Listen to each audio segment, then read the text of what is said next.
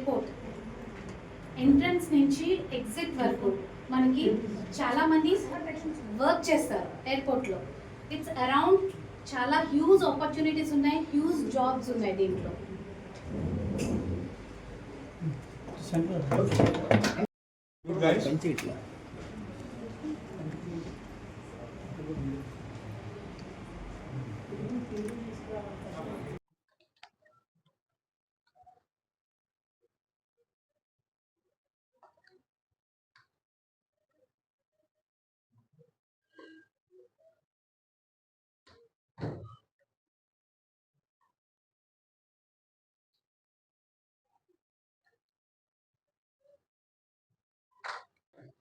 నమస్కారం.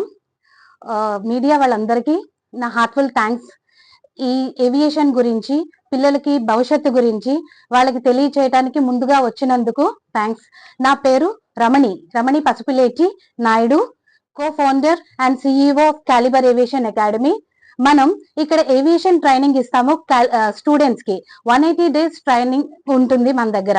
దీంట్లో మనం pilot training, cabin crew, airport ground handling operations, ఇంకా ఎయిర్ టికెటింగ్, కార్గో మేనేజ్మెంట్, ఈ కోర్సులన్నీ నేర్పిస్తాం అన్నమాట.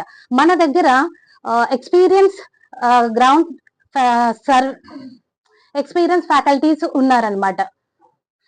దీంతో పాటు మనం mock interviews, spoken English, grooming, ఇంకా basic fire and safety, first aid training, ఇవన్నీ కూడా మనం వాళ్ళకి అందిస్తాము.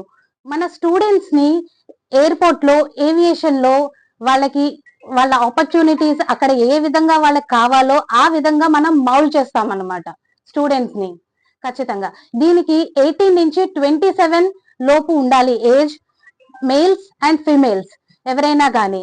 ఇప్పుడు మోడీ గారు గర్ల్స్ కోసం చాలా ఆపర్చునిటీస్ అనేది తీసుకొచ్చారు. బేటీ పడావ్, బేటీ బచావ్ అలాగా మనం క్యాలిబర్ ఏవియేషన్ కూడా ఆయన స్ఫూర్తితోటి లేడీస్ కోసం ఎక్స్టర్నల్ గా ఫీజ్ స్కాలర్షిప్స్ ఇవ్వటం గానీ, వాళ్ళకి అకామిడేషన్ ప్రొవైడ్ చేయటం గానీ, ఇవన్నీ కూడా మనం దాంట్లో యాడ్ చేస్తూ ఉన్నాం అనమాట. ఎందుకు అందరికి ఏవియేషనే అని ఎందుకు చెప్తున్నాము అంటే, ఏవియేషన్ ఇప్పుడున్న ట్రెండ్ లో వరల్డ్ లో మనకి ఏవియేషన్ ఎంత గ్రోత్ ఉంది అంటే నెంబర్ 1 పొజిషన్ లో ఉంది. ఏ సెక్టార్ అయితే ఎదుగుతుందో అది ఫస్ట్ సెక్టార్ మన ఏవియేషన్ అన్నమాట, మన ఇండియాలోనే. దీనికోసం మన రామ్మోహన్ నాయుడు గారు కానీ, మన చంద్రబాబు నాయుడు గారు కానీ దానికోసం ఎక్కువ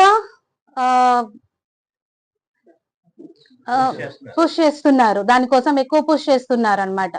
దానికోసమే దాంతో పాటు స్టూడెంట్స్ కి మనం ఏం చేస్తున్నాం అంటే, ప్రతి ఒక్కరికి తెలీదు. ఈ విలేజ్ బ్యాక్గ్రౌండ్ లో ఉన్న వాళ్ళకి ఇప్పుడు జాబ్స్ చాలా తక్కువ ఉన్నాయన్నమాట. వాళ్ళకి ఏం చేస్తే వాళ్ళ కెరియర్ లో సెట్ అవుతుంది అని వాళ్ళకి ఐడియా లేదనమాట. ఈ మీడియా తోటి మనం వాళ్ళ దగ్గరికి ఇవన్నీ మనం పంపిస్తున్నాం అనమాట. ఏవియేషన్ లో ఎంత గ్రోత్ ఉంది, రానున్న కాలంలో మనకి 200+ ఎయిర్పోర్ట్స్ అనేది మనకి ఇక్కడ రాబోతుంది అనమాట.